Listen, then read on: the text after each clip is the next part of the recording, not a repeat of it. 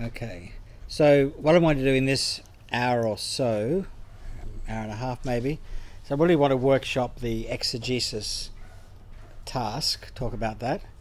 Um, I don't have a PowerPoint presentation as such. We're going to go in to some of the PDF, some of the documents which give templates and so on. So this is really an opportunity to talk through the process of doing exegesis or interpretation. So whereas in the morning we've been dealing with historical literary questions and I guess larger questions of hermeneutics towards the end, this is very much focused on no matter what we think the Iron Age was like, or no matter what we think of the King of David, whether David was a person with a big empire or a small faction or whatever, end of the day we have to interpret the texts. We have to deal with the texts and read them in ways that shape communities and shape individual lives that reflect our values. So if we have a God who's violent and aggressive and vindictive and exclusive, then of course we're going to shape a religion around those values and build communities like that. And if we have a view of God which is more tolerant and compassionate and inclusive and concerned about little people and nurturing life and so on, then of course we'll try and build those sort of communities, because inherently, and even without thinking it through, we're going to tend towards constructing communities around our view of God and what we think God is like, because it'd be untenable to go the other way, to actually think God was like that, but to build communities like that. I mean, that just would not work at all. And when we say communities, they can be parish communities, they can be school communities, they can be theological classrooms, they can be neighbourhoods where not everybody in the community is of the same faith, or of any faith particularly. So how do we build, sustain, develop, participate in communities where our beliefs, our understanding of what God is on about, informs what we're on about? And that to me is the task of exegesis. But it is inherently subjective. It depends on your starting point. And so if we have a view of God and of life and of reality and of religion, which is about complying with God's expectations in order to avoid punishment and to have some modicum of reward in the afterlife, then our communities will be structured around those things. Our schools will be structured around those things. Our church will be structured around those things. And hopefully if on the other hand we have an understanding of God that's more open and generous and inclusive, then that will also affect how we read text and how we try to apply that text to the situations we're in. So it is inherently subjective, and it's more like art criticism than engineering.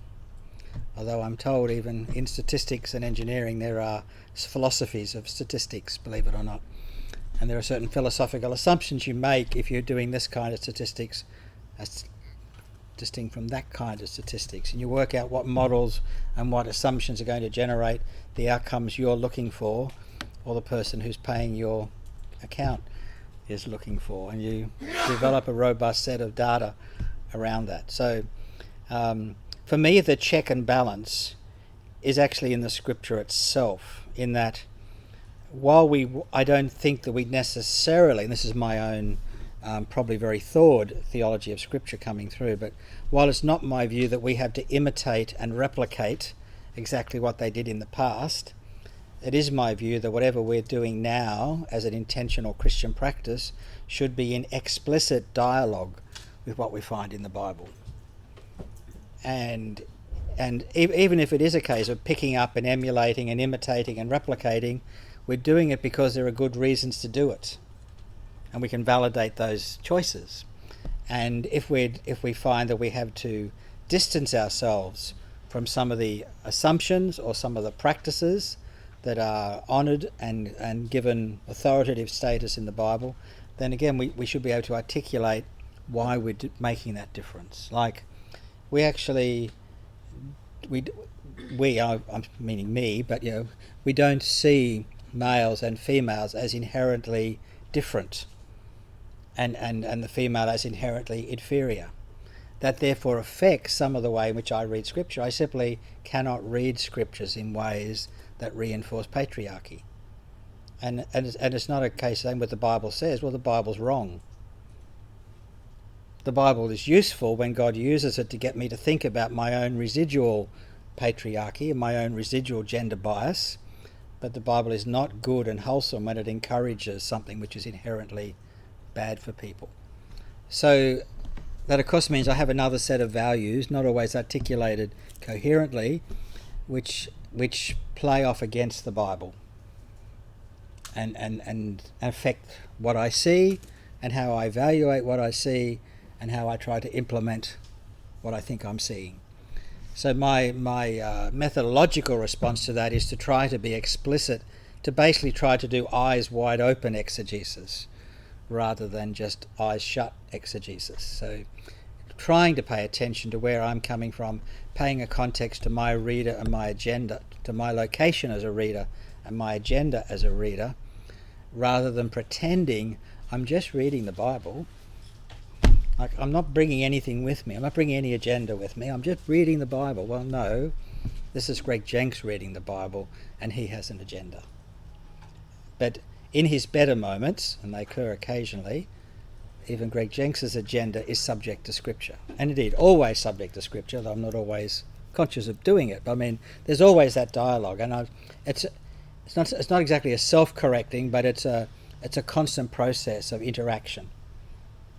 And so why would the Bible be saying that? What might come out? What's going on here? How does that challenge, confirm, encourage, whatever, reinforce what I might be thinking of doing? So it's that constant interaction of practice. And I'm not kidding myself that I'm finding out absolute facts about what really happened back then and that's it. I'm actually, of course, reading the text, and I'm not primarily interested in why Josiah went up to Megiddo. I'm actually reading the canonical story as to why he went, and that's the story I interact with. Similar with historical Jesus studies. I'm fascinated by historical Jesus, but end of the day, I have to read Mark's story of Jesus, Matthew's story of Jesus, interact with that. So what we're doing in an exegesis task, in effect, is to do a kind of it's more in the genre of a lab report than a discursive essay. Okay? Particularly when you've only got 1,500 words or 2,000 words. You're not writing the definitive commentary on the book of Numbers. Thank God, you might say to yourself. Okay, you're just writing an interpretive passage about interpretive essay about one particular passage, and like other genre and like lab reports and so on, there are particular ways of approaching it so that you've covered the things that are necessary to cover. And an exegesis model, hermeneutical model, will give you some of that. So let's look at some of the examples, and they are checklists more than anything else. Let's go for the bigger picture one, and this is one which is on the website. Really don't like that blue tinge at all, but we'll just have to make do with it. The good news is there's no blue tinge on my computer, so the video will be fine. Okay, so, and then after all that I managed to pick up the wrong one. I actually want the Biblischer Kommentar. Is it gone? That one. Okay. So this is a model which is used in a particular German commentary series, and all of their contributors are required to follow this basic structure. Now, we're not writing technical commentaries, but we are playing this kind of game. We're involved in this sort of process. So it's a useful model for exegesis assignments, and it's worth perhaps just talking through the examples a bit. So let me see if I can make that any bigger for you by coming here. Okay, so you will have some secondary literature. Now you'll notice, particularly in the exegesis guidelines produced by Jeanette Matthews in Canberra, she actually suggests very strongly that you begin your exegesis by reading the biblical text, 2 or 3 times, really getting on top of the text. I guess I've just taken that as a given, but that's also an important step, to actually read the text several times, maybe 2 or 3 different translations, and really pay attention to what's there. And mostly you'll be dealing with, 10, 15, 20 verses. You're not dealing with 28 chapters or something. So get familiar with the text, but then there'll be a body of literature around the text. There'll be commentaries, there'll be maybe journal articles, there'll be other discussions, there might be web blogs, there'll be dictionary articles, encyclopedia articles, and so on. Now, you'll see in some commentaries, particularly say the Word Biblical Commentary, they'll give you a sub-bibliography for each section of the text as they go through. They're brilliant, but of course they're out of date. They're the bibliography used by the person writing the commentary, and the commentary's been in print for 10 years, and that bit was finished 2 years before it came out. So it's probably a 15-year out-of-date bibliography, which didn't matter too much when I was a student here, but with the internet, things have got a bit faster, and so we expect people to use material that's more recent than that. And also we have more access to more recent things. So this will be the main value of reading into the literature around the text is that it gives you a clue as to what has been the conversation going on. What are the things that people have found interesting, problematic, inspiring, whatever, about this passage? And which of those do I want to address or pick up on? Which of them can I afford not to look at for my purposes? And which of them are too important that if I don't address them, if I don't at least mention them, Greg will think I haven't done any reading at all, and I'm just trying to pull the wool over his eyes. Always keep in mind the reader who's going to be reading your essay, all right? Nasty man that he is. So again, even something as introductory as Kugler and Harton, because it has that lovely section where it'll give you a précis, that's helpful for the book as a whole, but it'll operate at the book level, but it'll point out some of the major theological themes and some of the major intellectual questions around the text. And you'll find similar discussions in more specific texts that focus in just on your passage. So, for instance, if you're doing the Akedah, the binding of Isaac in Genesis 22, poor you in a way, there is a wealth of literature about the Akedah, and it's also one of my favourite research topics. So I'm looking forward to reading your essays if you're still game to hand them in. But as you read into that, you'll find there are all kinds of issues that people have had, both in terms of the history of this piece of theology in early Judaism and early Christianity, how it feeds into anti-Semitism in the 2nd century, different views about violence, human sacrifice. I mean, there are any number of things. And then in terms of Islamic, Jewish, Christian relationships, was it Isaac or Ishmael whom Abraham has taken up the mountain? So because there are different versions of that story in different religious communities and so on. Okay, so as you read into the literature about a particular chapter or passage, you'll find what everybody's talking about who's in this conversation. Now that's the literature you need to engage with as you prepare for your exegesis. For most of the 1st and 2nd year level subjects where we do exegesis, you don't need a huge exposure to that because the primary task is to read and analyse the text in front of you, but of course to be aware of the larger academic theological conversation. Okay, so for instance, you couldn't do an exegesis on Genesis 1 and not mention issues about science and religion, even though they're not really related to the text, but they're such big issues in terms of how these texts function in Western culture. So while you may list them at the end of your essay, they actually are tapping into the relevant secondary literature is a very early stage of the exercise. And again, I'm conscious these are relatively modest, limited word count kind of exercises. So you're looking for the big picture issues, the major points of discussion, and you're not trying to get lost in the minutiae. Okay?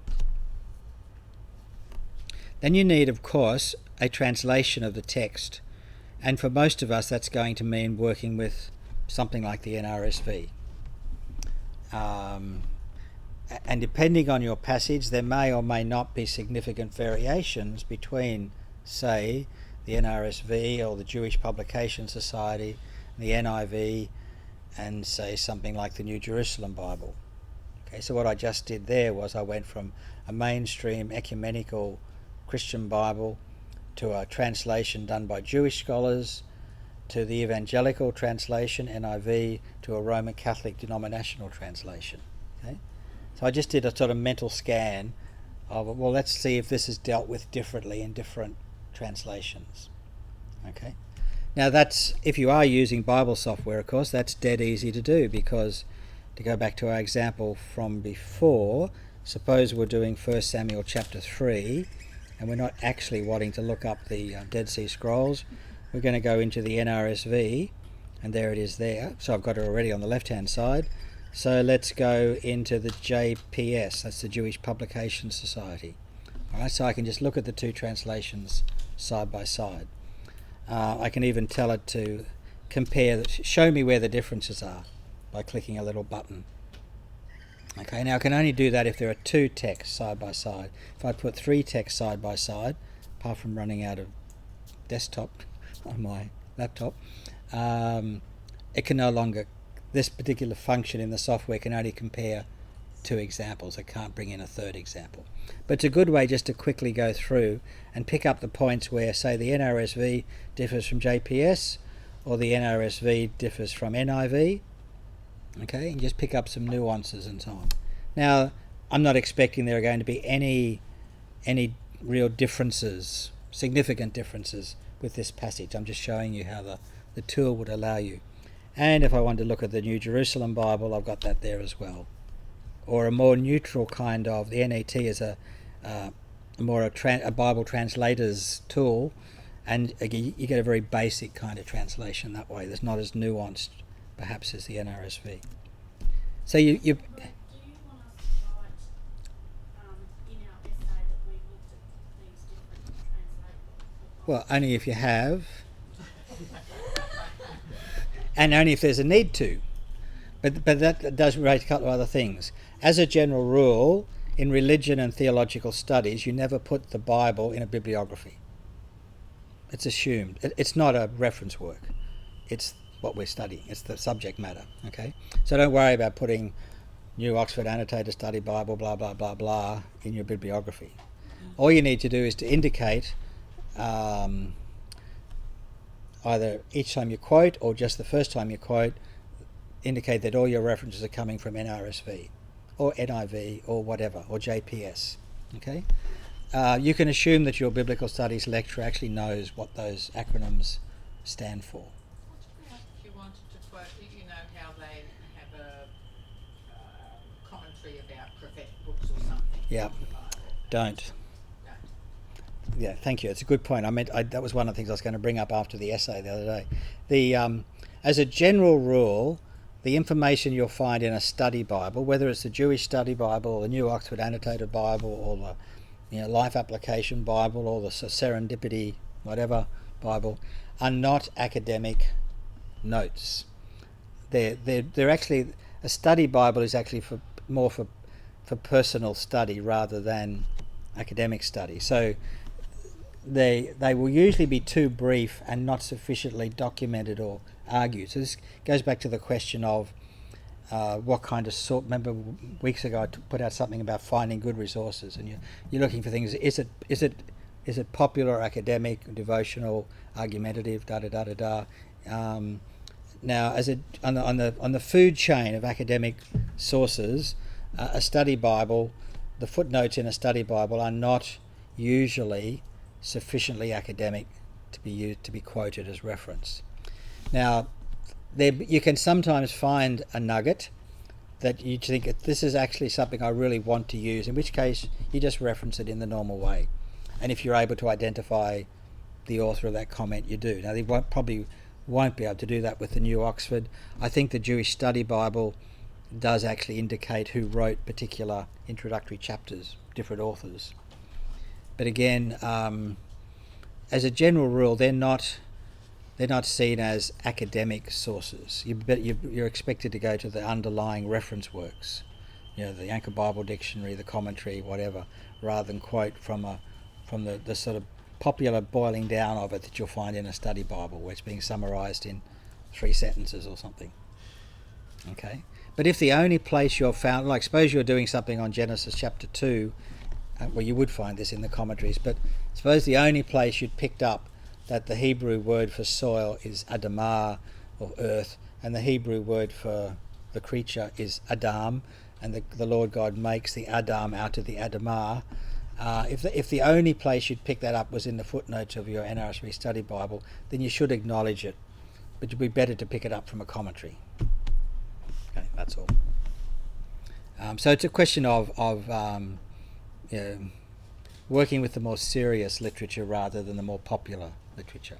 And some of the study Bibles are sort of on the cusp, particularly those longer essays, not so much the footnotes on the bottom of a table, but if there's a longer essay They usually have an author. and it's got an author and it's more discreet, then yes, you may want to quote them, in which case I guess you would put that item, not the Bible, but you'd give that article on your reference list, on your bibliography, and then source it to the Bible.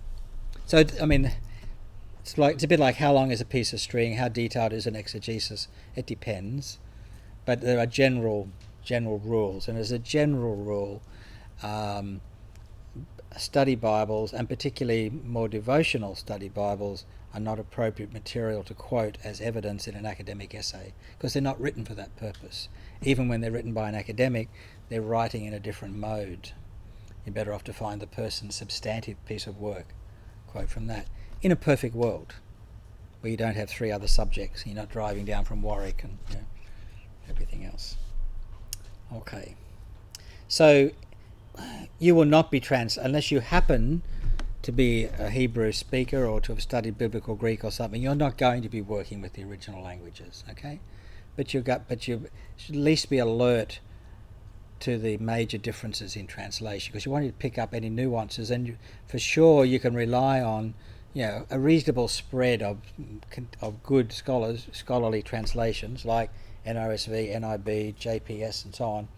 You're getting people coming from 3 or 4 quite different intellectual and theological positions, but with good scholarship, and so if they don't pick up any differences, then they're not going to be worth your worrying about them. If they think they're worth talking about, you may still think they're not big enough to talk about within the limits of your essay. So in this case, the people doing the commentary, because they have to indicate their bibliography, people writing the commentary provide their own translation 9 times out of 10. Or sometimes a commentary will say, this is a commentary based on the NRSV. But normally they more or less do their own commentary. Then the commentator will have very brief notes which are really more related to the translation. That's where it could be relevant to you if you find that there is a particular word or a particular phrase which is either especially interesting or problematic for some reason, like a textual variant. You'll want to make some notes about that. This is just for your own research notes. You'll still have to decide how to use it in due course. And then and that's where you go through, and they're talking about particular things. So if it says, Abraham brought his slaves, there could be a little paragraph about slavery in the ancient world. Okay? And how slavery functioned, how one became a slave, and basically making a difference between 18th and 19th century trading of dark-skinned people by Europeans as cheap labour. That's not what slavery is in the Bible, in the ancient world. Okay, so we often have, we have our cultural assumptions about slavery. Slavery in the ancient world was a very different kind of social institution. That's not to say we would like it or approve of it, but we shouldn't confuse the two. So child labour is not the World Vision calling this week for a ban on child labour. As Tim Costello said, it doesn't mean you can't ask your teenage son to bring the garbage bin in. Okay, that's just normal household helping out around the house. They're talking about child labour which deprives a child of their childhood and their health and their education and totally stuffs up their future, purely for the benefit of the miner or the industrial owner or whatever. That's child labour, not kids helping out around the house or helping out on the farm or washing the car or something.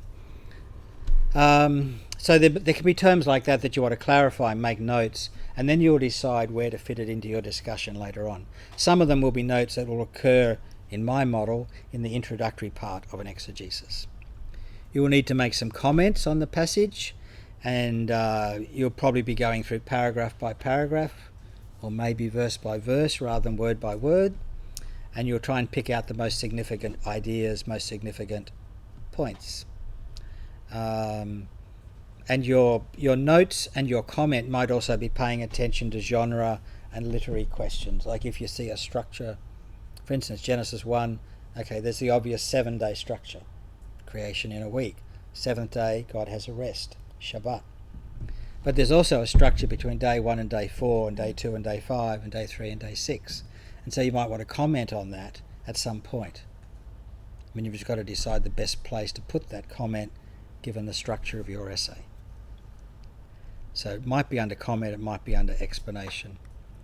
But there will come a point where you actually have to, in a sense, adopt your own voice, stop talking about the text, in a sense, in the what other people are saying, and there comes a point where I've got to say, so when I read this passage, okay, this is what I get out of it. This is the meaning of this passage as I see it for me or for this kind of a reader. There has to come a point of application and owning it. So this 5-point structure was the way that the Biblischer Kommentar series looks at it. Jeanette Matthews maps it out slightly differently. This is, I think, on the Moodle site, and if it's not, I can put it up on the Moodle site a bit later on. So this is from the prophetic literature subject last year. And this is her suggested outline for an exegesis paper. You'll see there's a lot of, hopefully you'll see there's a lot of overlap. So you do need to say what you're setting out to do, and at the end point out that you did achieve what you set out to do. I mean, that's just good rhetorical flourish at the beginning and the end, okay? This is about learning to be theological scribes, not simply theologians. We're learning to communicate, or practicing our communication skills. So you don't literally just start analysis 1.0, 1.1, textual criticism. You do need to sort of wrap it up with a bit of sugar. Okay. So introducing the text, maybe indicating why you chose to do that text, whatever. Okay. And then you will address textual criticism. Now this is a level 300 subject, and some of the people will have done at least one semester of biblical Hebrew. But if not, use your study Bible and commentaries to alert you to the major variations, particularly between the Masoretic text, etc. And you do that by paying attention to the footnotes, looking at different translations, and looking up commentaries, because if they are a significant textual variation, at least in one of those points, if not in all three of them, they should be showing up. Okay, so you're sort of scanning for problems, scanning for loose ends that need to be addressed. Then she suggests the next thing to do is to look at the historical context. I don't. I say the next thing to do is look at the text, as in the physical manuscripts. How good is the physical manuscript? But she'll come to that. Her way of doing it is, okay, you've done the general blurb, you've checked out the, what we're dealing with here, and now let's look at the historical context. So is there anything we know about Israel's ancient history or the ancient world which will inform this text? What do we know about slavery? What do we know about Egypt? What do we know about trading patterns? What do we know about coins? Whatever. Okay. So when it says in Exodus that that Joseph put the silver coins back in the sack that belonged to his younger brother and so on, well, coins hadn't been invented at that stage. Okay. So that you might think, what's going on? Well, but then again, the word for coin actually is just the word for silver. So it might just be, this shouldn't be translated as coin, it should just be translated some more generic way. Just as you think about it, things like pounds and so on are actually describing lumps of weight worth a certain amount. They're not, money symbols. Okay, so as you look, you're just looking for things that might attract your attention and particularly questions about date and authorship of the text and so on. Okay. Canonical context. Again, I do it in a slightly different way, and there's no perfect way, no single way of doing this. Where does this fit into the canon, and how does it function within the canon? How does that help me to approach this text? Okay. So if it's a passage from the Torah, if it's a passage from the prophets, if it's a passage from the Ketuvim, what does it mean that I'm dealing with something from the Pentateuch, from the prophets, from the Ketuvim? And does it make any difference that in my tradition as a Christian, actually that's from Daniel, and Daniel is one of the prophets for Christians, even though he's not one of the prophets for Jews? Does that affect my reading of Daniel? Okay. And so, so if you're looking at canonical themes, so if for instance, go back to our conversation before lunch, if you're reading a prophetic passage and it's talking about the covenant, but you notice it's not ever referring to Moses, then you might start saying, so how does this passage about being faithful to the covenant, say in Jeremiah 31 or something, how does that relate to Deuteronomy, which talks about covenant, but where Moses is the big player? And what's happened to Moses in Jeremiah? Where's he gone to? Is it because Jeremiah's friends thought he was the second Moses, and so they don't need to talk about the first Moses because they've got the second Moses? So it could lead into a line of reflection along that way. Again, genre I would probably do much earlier in the piece, when I'm walking around the car kicking the tyres. Okay, higher on my checklist will be things like textual criticism, genre, source, redaction, and so on. And things like authorship and date, I'm probably not going to have as high up on my agenda. Okay, I guess they'll come under redaction criticism or something. But what sort of literature am I dealing with? Is it a legal code? Is it a list of territories belonging to a particular king or city?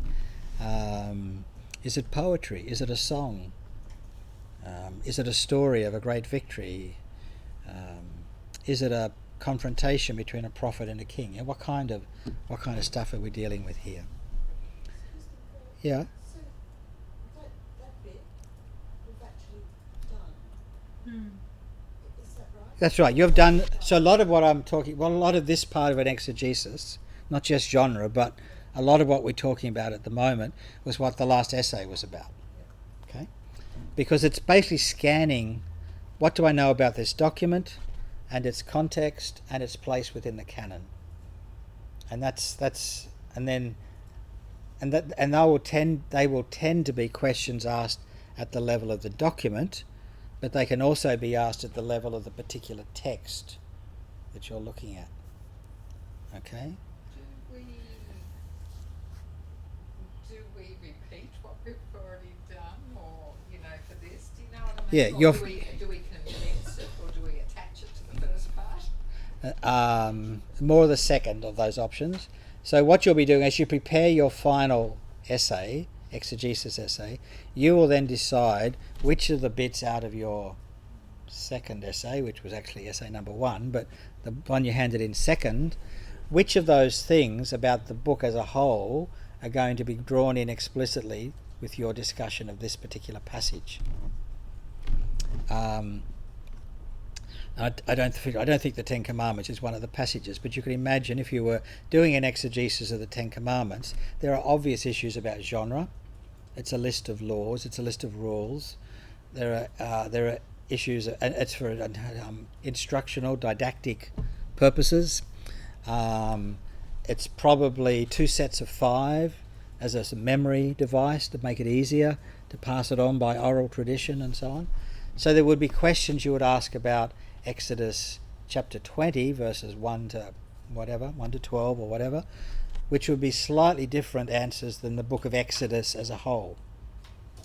But what's true of Exodus 20 in particular has to fit within what's true of Exodus as a whole.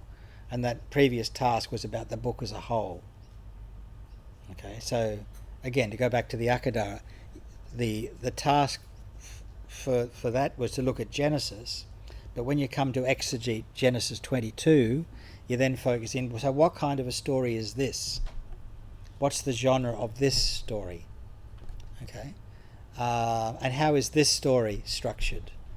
And are there any stylistic features, any particular vocabulary, and so on, which are unique, distinctive, particular to this passage, whether or not that's true of Genesis as a whole? Okay. So you will draw on that work, but you won't use, it's not just a case of stapling the first task, the bibliography, the second task, the introductory stuff, and now the exegesis, put a staple in the corner, it's done. Okay, it's not quite, it's got to be a bit more cohesive than that. Okay. Rhetorical criticism is looking at the rhetoric, how the person has actually put this together, how they've tried to make it work. Now, we can't see the expression on their face, we can't hear the tone in their voice, we can't see the gestures while they're talking.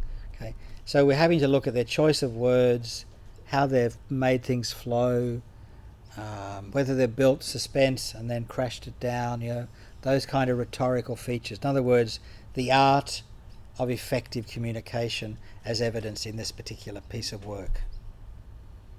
Okay? Greg, do you want these subheadings or just all together? You mean like rhetorical criticism, Yeah. da-da-da-da-da. I think it's useful to have the headings.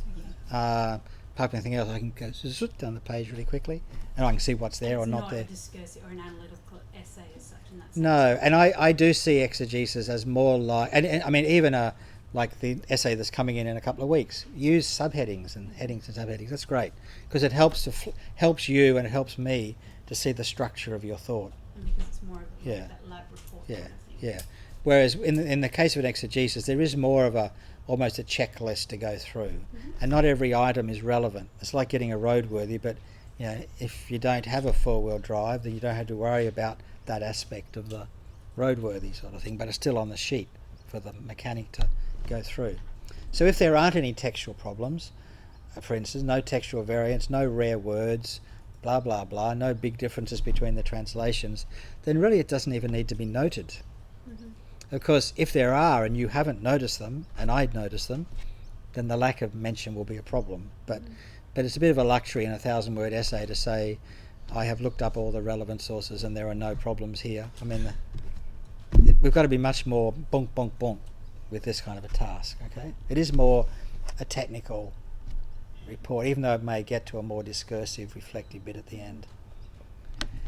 What Jeanette is calling scene-by-scene analysis, or even verse-by-verse analysis, is what I would call commentary. That's where you are going through the text and you're commenting on particular turns of phrase, particular ideas, whatever. And how close you zoom in and how far you zoom out is really a function of word length. Okay, and you won't have a lot of space. I mean, suppose you're doing a 1,500-word exegesis. So that's 5 pages if you're doing Times New Roman 12-point font, double line spacing on an A4 page with reasonable margins. Then you've got 5 pages. Okay, well suppose you need a page in total, half a page to get started and half a page to pull it up at the end and sound erudite. So that means you've got 4 pages left for your exegesis. So that means you've got a page really for the analytical survey of stuff.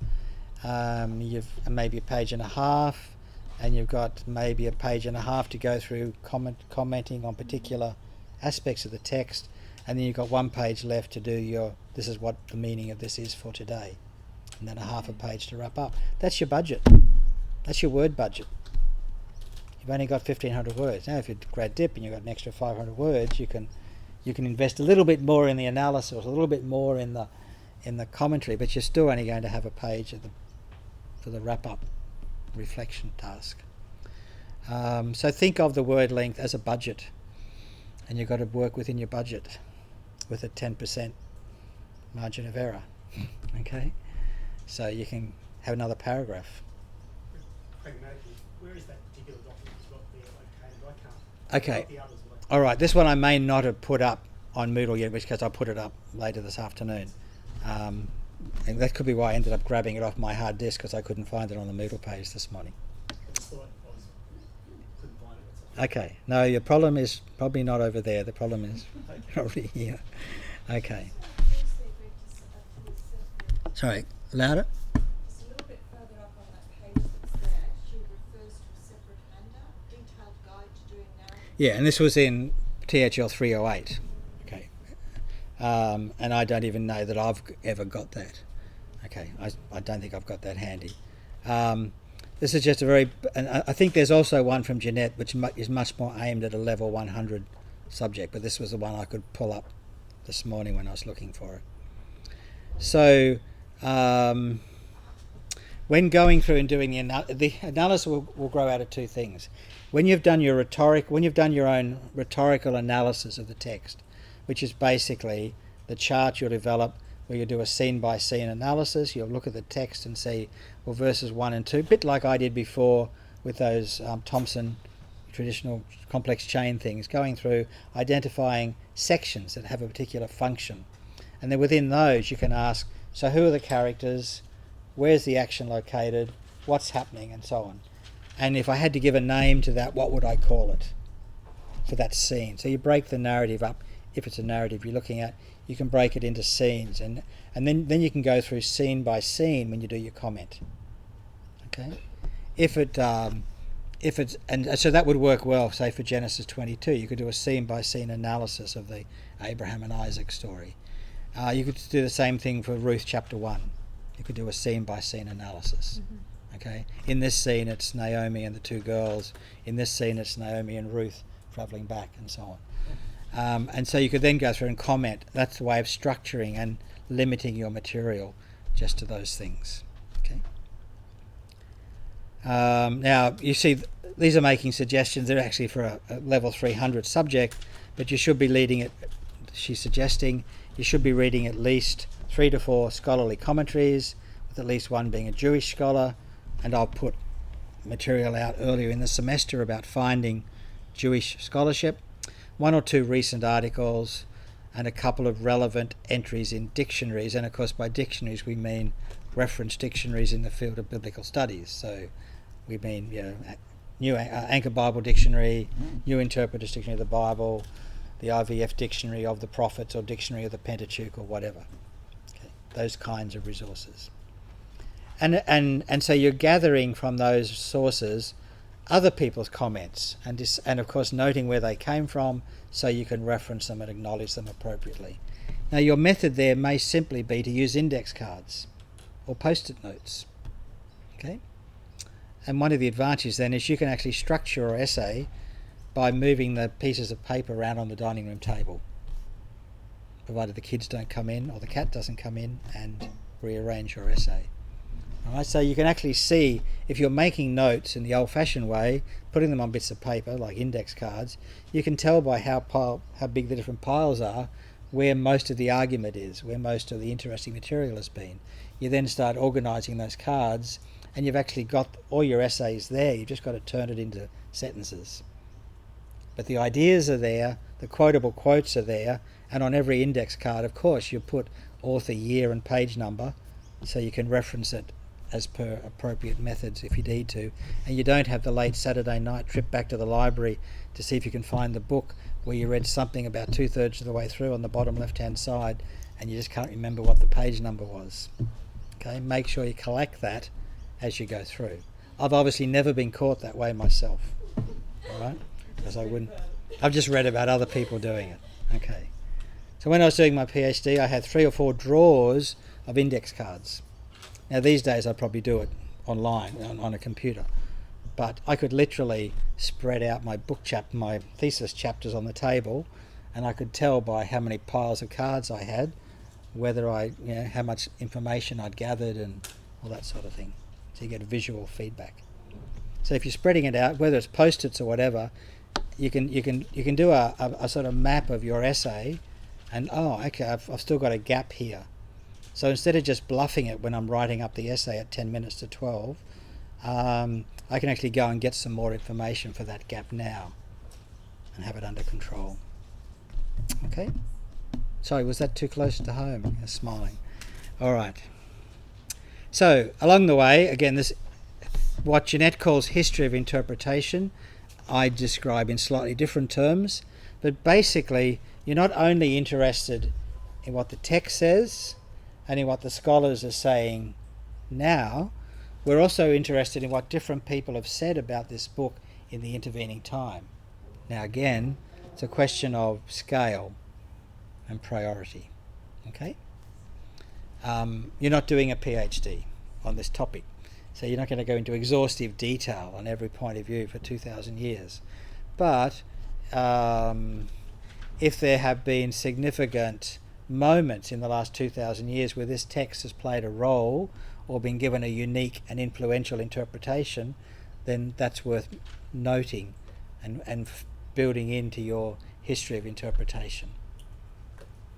Okay. And then there'll be your reflections, which I would probably describe as theology or interpretation. What do I think this passage actually means to me now? In the light of my close attention to the details of the text, with the knowledge I have of the ancient world, with my appreciation of the scholarly conversations that are going on, and with my depth of knowledge about history of interpretation over 2,000, 3,000 years, from where I'm sitting right now, what do I think this is about? Okay. And when you say reflection, is that actually in first person, or is that a reflection written in? I'm very happy. I encourage people to write in the first person, and I do that in my own stuff as well. Okay. One doesn't have to speak in the third person to be real. Okay. So feel free to write in the first person. My comments will be in the first person. Okay. When I write comments on your margins. Okay. Sometimes they'll be second person, but yeah. Okay.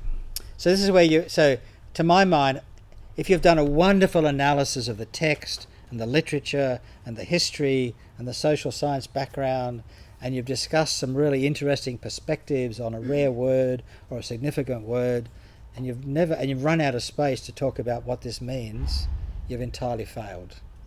Now you won't get a fail, but you failed to get there. It's like I've got the car out of the garage, I've cleaned it, I've put oil in it, and I've packed the car, and I've got the kids in, and I just ran out of time to drive up to Toowoomba. But we had a lovely day. Well, no, we didn't. We never actually left home. Okay, we fiddled around with the car all day, never made the journey. And there's frankly a lot of biblical exegesis never makes the journey. Okay, because they just do the intellectual stuff, the technical stuff, and they stay out of the personal stuff. And the point of doing exegesis, the point of appreciating art, the point of enjoying good music is to engage with it, enjoy it, and be affected by it. So yes, this is the more technical lab report aspect of biblical studies, but we are allowed to have feelings. Okay? We're allowed to be involved, engaged subjectively with the process. But we don't just come in the first paragraph and dump a whole lot of devotional feelings and say we've done an essay. We might feel better, but we haven't actually done the essay. Okay, so it's getting that balance. Don't get lost in the forest of critical study and never come out having done anything exciting. And then just a couple of sentences at the end to wrap it up. So that's Jeanette's way of doing it. And if it doesn't appear in the next day or so, just drop me a Moodle message or an email and say, hey, stupid, remember? Not you, Jamie. Okay. This is one I did some years ago in Adelaide, and it's been rehashed a few times. This does not mean you should do it this way. This is just the way that I tend to approach biblical exegesis. So, the bibliography, and I did this in a quirky sort of way. This is the literature which is listed here is actually literature about exegesis. Now, normally the literature you would have would be about Genesis or Exodus or whatever. But I actually did an exemplar where the literature I'm putting in here are texts which would be helpful for doing exegesis. Okay? Sorry, I've got a lovely big clear picture in front of me. So, and again, the bibliography or the reference list would of course come at the end. That would be the conventional place of putting it. There's actually, in slightly different genres, like a PhD thesis and so on, or a more technical discussion, you might list the key literature at footnote 1 as well. Okay, but in this case, generally speaking, the bibliography will go at the back. Okay, so that's the bibliography. Beautifully formatted, so consistent. This guy is obsessive. Okay, and then I've got a section that I call analysis. And not every, this is like the checklist point. Not every one of these items is going to be relevant to what you're doing, whether you're preparing a sermon or a study group or an essay or whatever. But these are the kind of things I go looking for. Text. How accurate and clear is the biblical text, and in particular the manuscript? Now, in the Greek and Hebrew, how good is this stuff that we're working with? Okay, is it in good shape?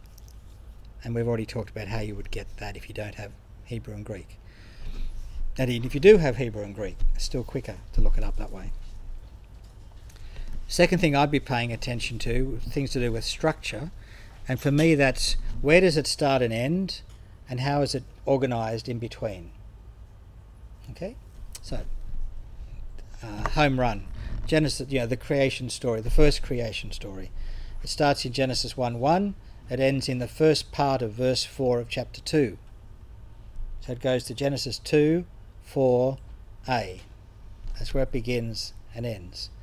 So the rest of chapter 2 verse 4 and chapter 2 verse 5 is not relevant to the passage I'm discussing.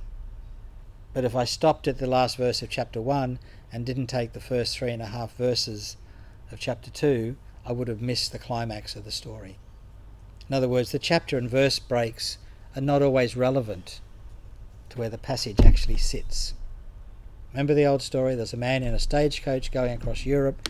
Every time they changed horses, he put a chapter, and every time they hit a bump, he put a verse. Now, of course, that's an apocryphal story, but the point is chapters and verses are irrelevant and often do not fit the data. They're just convenient reference tools. In their own way, they're like the grid system we use at Bethsaida, because Bethsaida comes into everything. Okay, so we divide the dig up into a grid, A, B, C, da da da da da, and 1, 2, 3, 4. So area T, we're working in A, B, 67, 68. That's the part of the grid we're working in. Doesn't matter really what the grid number is. The point of the grid is just to help us locate it. That's the same with the chapters and verses. It's a way of having a conversation. And you will find there are some places, particularly in Malachi and a couple of other, some of the Psalms, where the chapters and verse numbers differ between the Hebrew and the Greek, and therefore between Protestant Bibles and Catholic Bibles. So our Psalm 23 is Psalm 22 for Catholics and vice versa. Okay? Assuming that our is not Catholic in this case. All right. So I'll be looking for, take the Genesis story. So I can see where it starts and finishes. I can see it has a general structure of 7 days based on the idea of a weekly cycle. Okay, the original week, the week when it all began. The week which climaxes with Shabbat, the same as every other week climaxes with Shabbat for a Jewish person. Okay, but then I can look for acrostics, I can look for chiasm, I can look for inclusios, etc. These are literary devices, rhetorical devices, which give me a look inside the person's head, help me see what they're doing. So, like I mentioned before, day 1, God says, let there be light. Day 4, God creates the sun, the moon, and the stars. Where did the light come from in verse 1? That's a scientific question, not relevant to Genesis 1. Okay, but God creates light, and then God creates the lanterns which hang in the sky and share the light. It's not a scientific worldview. Okay? Day 2, God creates the firmament. That's the big plastic dome that keeps the sky from falling in. Okay? So you get the space, and then on day 5, God creates the birds and things that fly in the firmament in the sky. So there are these patterns. Okay? And so we're appreciating how this person's mind has been working. If you look at Psalm 122, or Psalm 119, which you would never want to do for an exegesis, it's 176 verses long. Okay, it's organised into 22 sections because there are 22 sections in the Hebrew alphabet, 22 letters in the Hebrew alphabet, and the first word of each section begins with the appropriate letter of the Hebrew alphabet.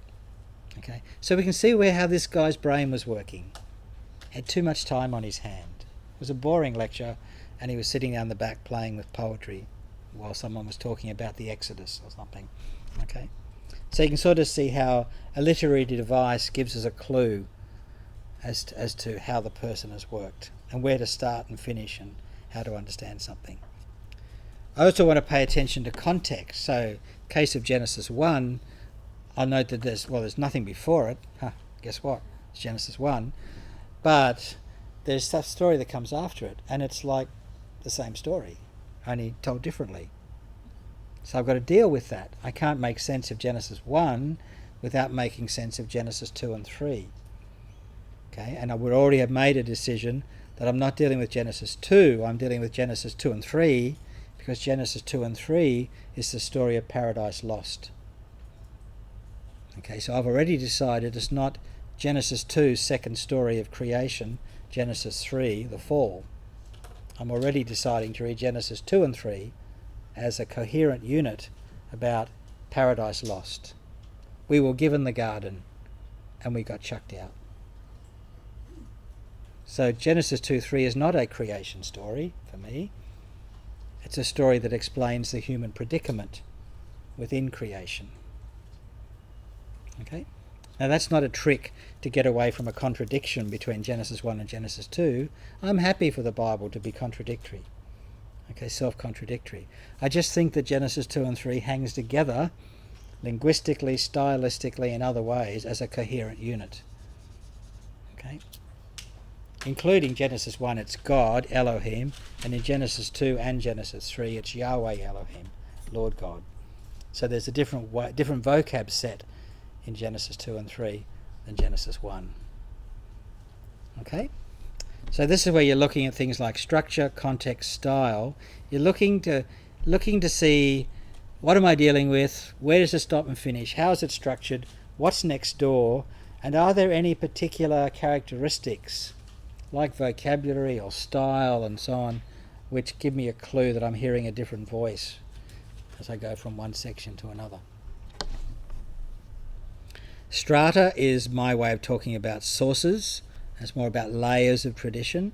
Do I get a sense that there are layers of tradition here in the particular passage I'm dealing with? Okay, and if so, what kind of sources, what kind of traditions, how might they have been put together and so on? Have they been adapted? Have they just been preserved without being changed? Can I go from that to any other conclusions? Form criticism we've talked about already, genre, Sitz im Leben, that sort of thing. Again, it'll vary enormously. Genre tends to be very important for prophetic texts and also for psalms. Whereas often it's not so significant for narrative texts. We're looking perhaps at other features. But it can still, even with a narrative text, there can be issues like the Genesis 22 story. As we have it, it's a story about God asking Abraham to sacrifice his child, his only child, the child on whom the promise depends. And yet it also appears to be a story, or we can imagine it as a story which would explain why a particular location is a holy place. So at least raises the question: was this originally some sort of etiological legend, which answers the question, why is this mountain holy? Well, this mountain is holy because this is the place where God asked Abraham to sacrifice our father Isaac. And that could give us a clue as to how the story was remembered and passed on. Because we can never really validate those kind of theories because we don't have enough information about the ancient past. Sometimes it's obvious. I mean, some of the stories that we do have in the patriarchal narratives are clearly about naming and linking tradition. So the story of Jacob's dream, and he sets up the pillar and he calls the place Bethel, and that is its name until this day. I mean, it's clear this is a Bethel story that they're selling to all the pilgrims who come through town, that this is why we call Bethel, because this is where Jacob had his dream and so on. Okay.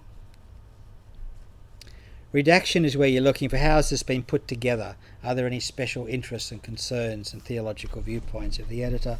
And if we think the editor has recycled older material, has the editor put a particular spin on it in some way? Now, these won't necessarily, as I said, all be relevant to every single passage.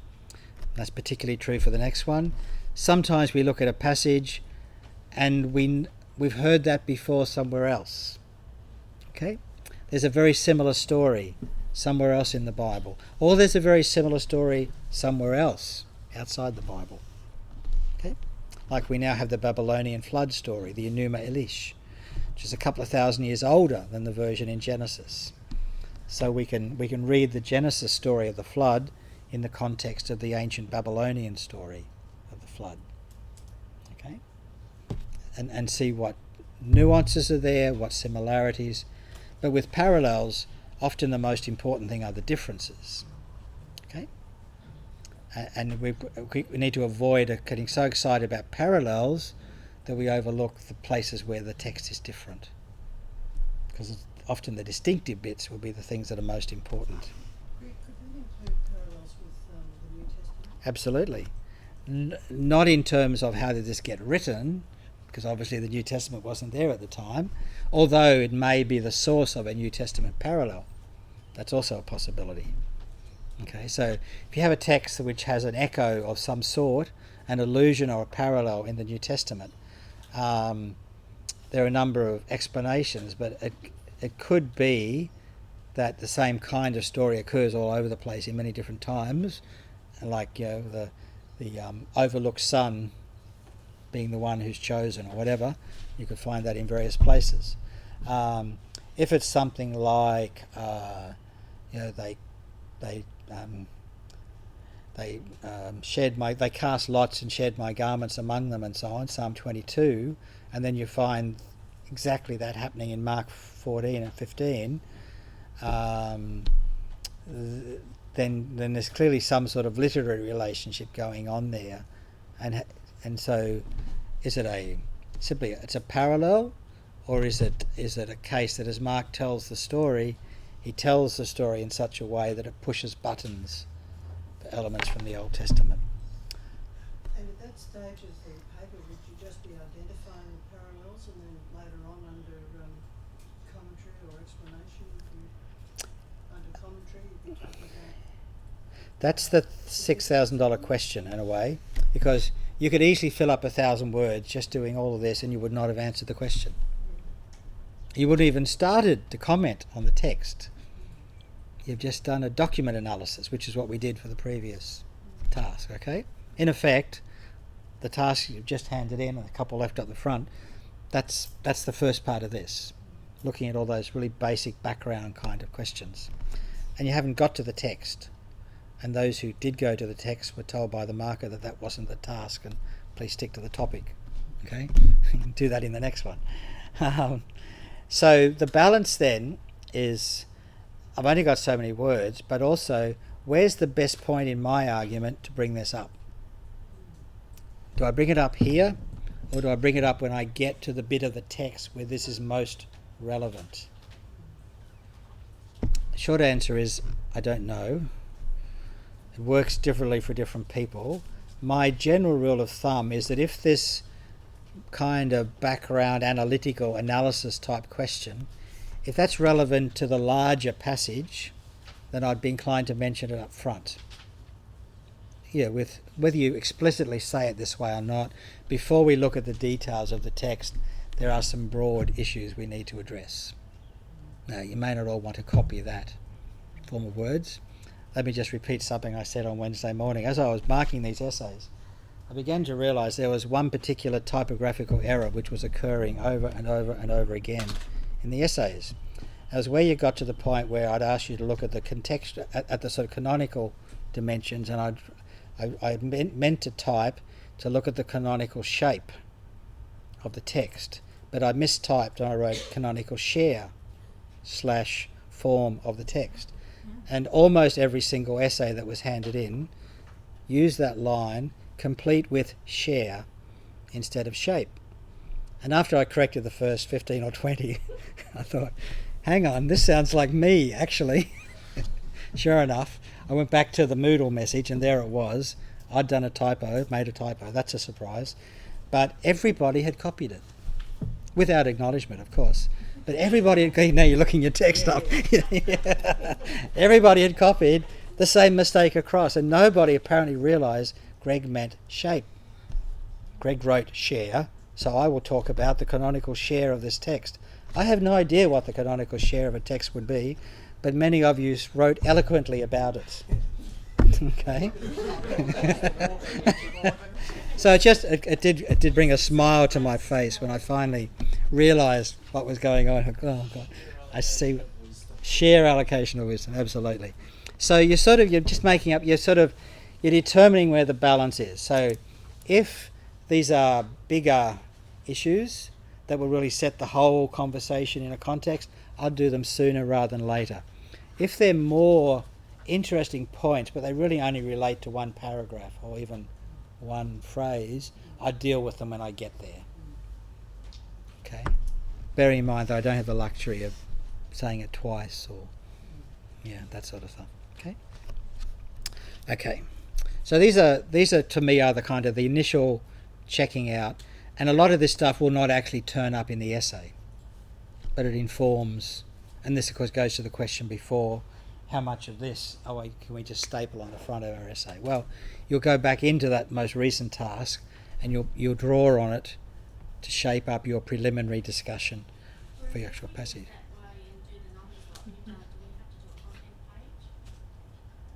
You don't need a table. You meant like a table of contents. You don't need a table of contents ever for an essay. But we can still use numbers. Oh, if you want to have numbered paragraphs, that's fine. Yeah, that's fine. Yep. Just check for any typos before you copy it. No, that's good. I did enjoy it when I realised what was happening. I thought, of course. Okay, so the more important task then, of course, is to get into the text itself and start making comments on it, dealing with it, engaging, unpacking it, and so on. And for a very short task like a 1,500 word essay or a 1,000 word shoot paper, you're going to have to go chunk at a time, chunk by chunk, rather than word by word or phrase by phrase. In the commentaries, you might often find I'll do almost word by word, but you don't have a book this thick. You've only got 5 or 6 pages. Okay? Now I actually say this. The decision as to which matters to discuss under one and which ones to address here can be quite difficult. It's just a matter of personal preference. So general rules, I'm glad I'm still saying the same thing. Points which have wider relevance for interpretation of the passage might be best addressed at one. Points that are specific to just one verse or one thing, you might do a bit later on. Okay. So, and that's really, in the comments section, you're still just writing little brief explanatory comments where you're pulling on your knowledge of the background to make sense of the particular word or phrase that you're looking at. Okay. So again, if you're doing the 10 Commandments, you're not going to exegete thou, shalt, not. Okay. You'll mention at some point that the commandments are basically, with one exception, the commandments are all expressed as short negative commands. You don't need to comment on that on every single commandment. But you will have to comment on murder, adultery, lie, and so on, and try and unpack what those words might mean. Okay? So that's the difference between going literally word by word, just picking out the key word, the key phrase. Then we come to the interpretation. So having analysed it to within a millimetre of its life in your own capacity, then there's the question of how we make sense of it, how we interpret it. And I would try and pay attention, at least in theory, to 4 or 5 different levels. Again, not all of them will apply, but some of them will, but not all of them will apply to every single passage.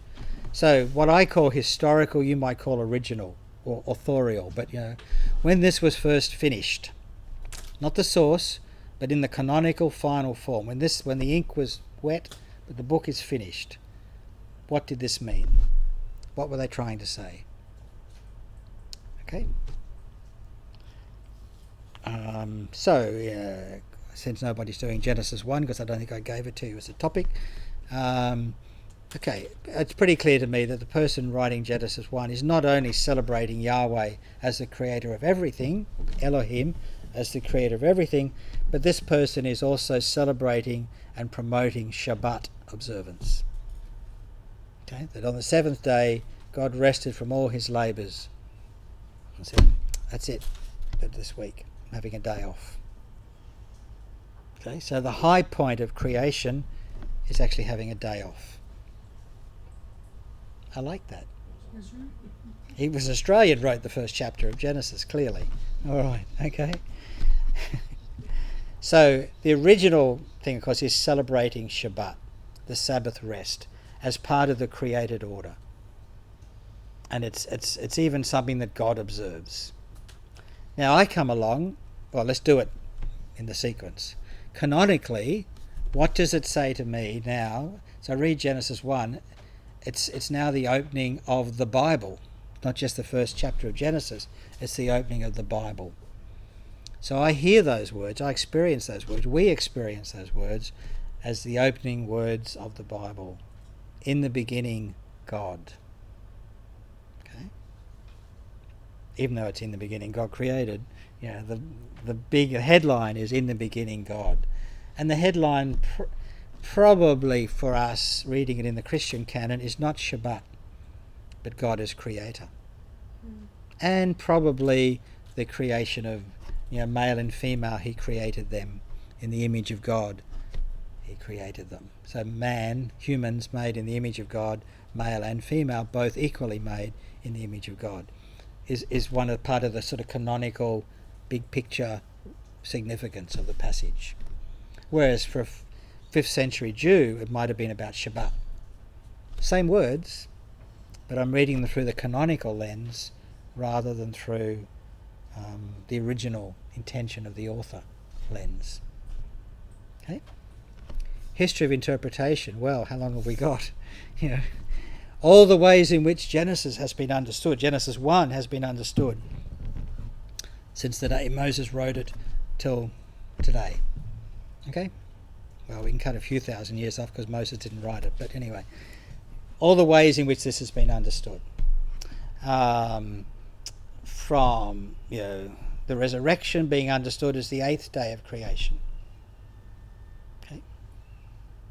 Because that's when God creates a new world, a new future with the resurrection.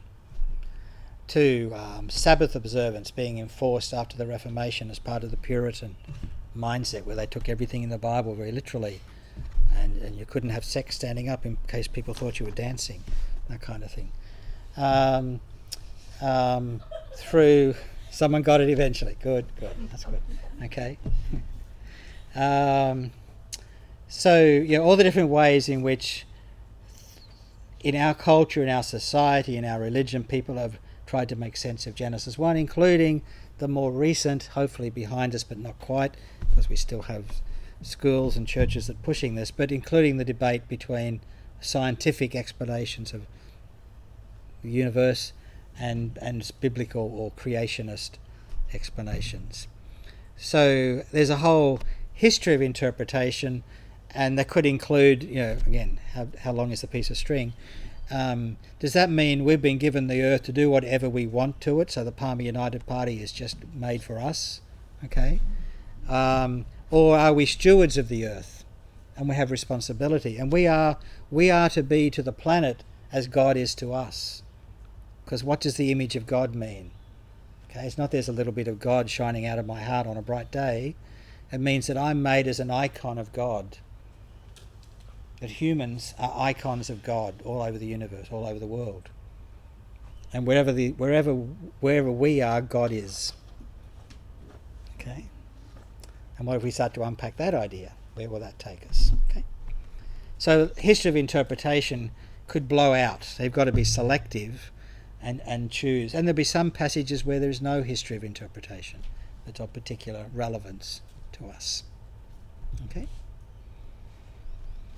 And so whether or not 3.2 or 3.3 generate large amounts of insight, they're things that I tend to pay attention to see, now I wonder if there's anything here that I should be mining out, that I should be digging out. Okay. So 3.1 is essential, has to be in there, in my view. 3.2, 3.3 are the sort of things that are worth looking to see if they're relevant. 3.4 absolutely has to be there. If we can't end up our whole process by saying what we think the theology of the passage is, then we haven't read and understood the Bible. Our theology may be wrong, but if we haven't at least got a theological point of view about the text, why did we bother reading it? What was that about? Okay, so the beautifully crafted linguistic analyses and verse-by-verse comment that get 2 sentences at the bottom of the last page for theology have actually not done the job properly. Even though I can understand how easy it is for that balance to be lost. Okay? So what do I consider the religious or theological meaning of the text to be? So again, back to Genesis 1. When I read that text, what do I see there? Not just as me without any background knowledge, but given all the stuff we've been talking about, how has that informed my reading of the text, and what do I now think the text means? Am I reading it as an explanation of how the world got to be, or am I reading it as a model for how my world might be constructed? Okay, for instance, what would it mean if I allowed God to be the creator of my week rather than my calendar app? Okay. And see, what's happened already there is I've segued into application. As soon as you start to ask, so what would that mean if? Okay, then you're moving into application.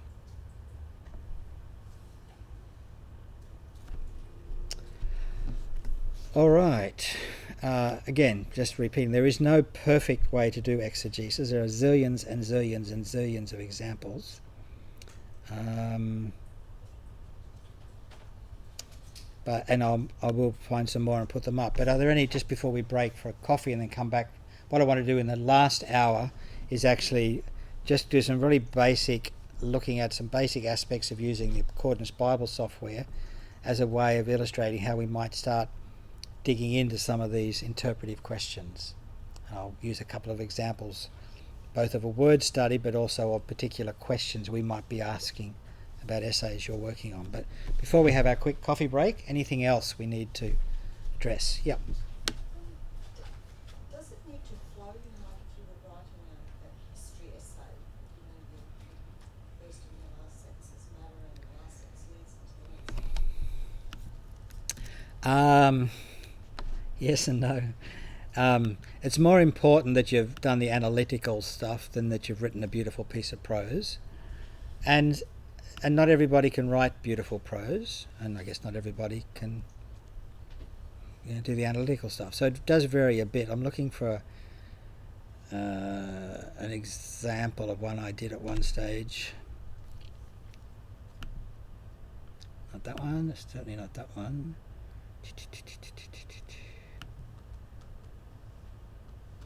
Maybe it's not in here. I had one that I did on 1 Samuel 3, which was partly an attempt to show that. Hang on, this one might do it. So this is me for a Synoptic Gospels class, actually, a couple of years ago, when we were doing Matthew. This is Matthew 23. And this is me just very quickly going through analysis, because the problem was I had real trouble keeping to the word limit, even when trying to demonstrate how to do this as a 1,200 word essay. So I'm incredibly succinct. I'm brutally no nonsense. Don't give myself anything. So I'm assuming that the task is a 1,500 word tutorial paper. I actually go way over length, but I don't admit that in the in the example. Penalises if we go over? It depends. No, of course I do. No, I mean, there's a 1,500 word. That means you've got a 10% variable. But if it starts to push below that, so if it comes in at 1,000 words, it's underweight. If it comes in at 2,500 words, you've overcooked it. You've probably given me 2 essays instead of 1. So it is, it does have to be on within reasonable limits. Okay, if it's a bit over, but it's just really good to read, I won't notice. if it's really awful to read, if it's bang on the money, it's still going to be awful to read, and it's not going to get a good mark. So, it's a balance of terror, really. So you can see I've just very quickly, some manuscripts you can use abbreviations, folks. So this is a technical report. You're saving words. Some MSS have additional woe, equal, Mark 12:40, parallel, Luke 20. Okay? This is really cramming stuff in to avoid words. You saying we can do that? Of course you can. This is how you write biblical studies work. That's a lab report. You wouldn't write out a chemical formula in prose. You put it in letters and symbols and numbers. Do the same thing here. Okay? And then I actually quote the text. You actually don't normally need to quote the text. It just burns up word space. That was probably a bad move. Okay? Metzger notes it's absent from the earliest and best authorities, or probably documented, of course, of all three major text types appears in different places. Structure. And then I've actually pasted in the example of the 7 woes that are in Matthew 23. Benedict Green notes a further 7-step rabbinic argument in the third woe, dong, dong, dong, dong, with the condemnation of this generation seems to begin the double conclusion. So while it also serves to drive home the impact of the 7 successive woes. As is typical of Matthew, we seem to have a seamless transition rather than a clear break. Now that's picking up Matthean stylistic stuff, which I would have picked up in my general analysis, and now I'm sort of flowing it in here. Context, I put that passage in the larger context of Matthew's style. Here I'm only looking at those aspects of style which occur in Matthew 23 and are distinctly Matthean stylistic things. Okay? And then I go in looking at strata, sources, form. See how you can hide a lot of data just by putting in the footnotes as references, straight out of Bible work, out of Accordance software. Redaction. Now that was effusive, wasn't it? Matthew has largely derived his set of 7 woes from Q, but he seems to have reworked the material quite extensively. And a footnote, see Lutz, Matthew 21 to 28, page 94. That's about as succinct as you could make a comment on redaction, I think. And still make a comment on redaction. Okay? It's just letting myself know, as it were, that I've been there, done that, tick, going on to the next. I'm not going to spend a lot of time on it. Parallels. The description of Jesus ben Ananias in Josephus provides a close parallel to the way Jesus of Nazareth is portrayed here. Footnote, John Dominic Crossan's inventory, traditions, blah, blah, blah, blah. Background. Oh, there's a big footnote. And then I've gone through commentary. So here's my commentary. And what I've done there is I'll put in the phrases I want to focus on, and then I've just written 2 or 3 sentences about them. And that's about as much detail as you're going to have a chance to do in this essay. Okay, something. So I mean, this is Matthew, so it's not relevant to Old Testament, but I can put it up if be helpful to have it as an exemplar. So you probably need to include the text in the way that you've done there. I think it's hard, and so those don't count. Any quoted material don't count as word count anyway. Okay, even though it bumps the pages out. However, if I'm rude enough to delete all your quoted material, what's left should actually be a coherent essay. All right. So if you hand in an essay that's just a whole lot of quotes with 3 words joining them together, okay, I can now take your Word document that you'll kindly put up on Moodle, save it, and just for the fun of it, to be really mean, basically, I could delete all your beautiful quotes, and all I could have is Smith considers, according to James. Okay, but you haven't actually said anything yourself, so you haven't written an essay. You've collected a whole lot of quotable quotes, but you haven't actually constructed an essay. So there's a balance. You won't be making this up at the top of your head. You will be quoting other people, but it's a short, succinct, focused essay. Quote sparingly, reference as much as you need to, but quote sparingly, and only where it's a really strategic quote. Because you're not using quotes to fill up word space. They don't count in word space, the word count. Okay, and nor do Bible quotes count for stuff. So yeah, this would bump your word like that, but that's okay. I mean, you can't really comment on the text and without having the text there to draw the reader's attention to. Okay, and then so go through that. I get to the end. Interpretation. Historical. The unloveliest chapter in the Gospel reflects the conflict between rabbinic communities. So it's only 2 or 3 sentences. Canonical. As a canonical text, Matthew projects this conflict back into the time of Jesus, gives it the added dimension, gives the conflict an added dimension since the alleged perversity of the Jewish rivals. History of interpretation, 3 sentences. Theology, conflict over deeply held beliefs is inevitable, as indeed we continue to see in various parts of the Christian churches between some major religions. Such beliefs, including the perceptions we may have of the other, can be powerful in defining ourselves and our community, and that's what's going on in Matthew 23. The legacy of Jesus as someone who seems to have practiced a radically inclusive interpretation of Torah will not necessarily prevent his followers from bigotry and prejudice. Christian-Jewish relations are especially complex and sensitive, and then application. On this side of the Holocaust, okay, we had to acknowledge the danger of toxic theology. Hateful words towards Jews have a different edge to them this side of the Nazi Holocaust. And we've got to be really careful with stuff like Matthew 23. Okay? Oh, and then I have an appendix to fit in the stuff that I couldn't ask. Anyway, that's how you do it. Okay? So if there is something like you need to quote, like a parallel from somewhere else, don't put it in the essay, make it an appendix. But don't give me 23 appendices. No, it's probably better as an appendix, unless it's just a paragraph. And Gregory, really, based on your example there, you'd be needing to use like concordance or something like that to generate the sort of... Oh, well, that's a great way of generating those masses of footnotes at the bottom, yeah. And I'll show you how to do that after a cup of coffee. Let's go and get a cup of coffee.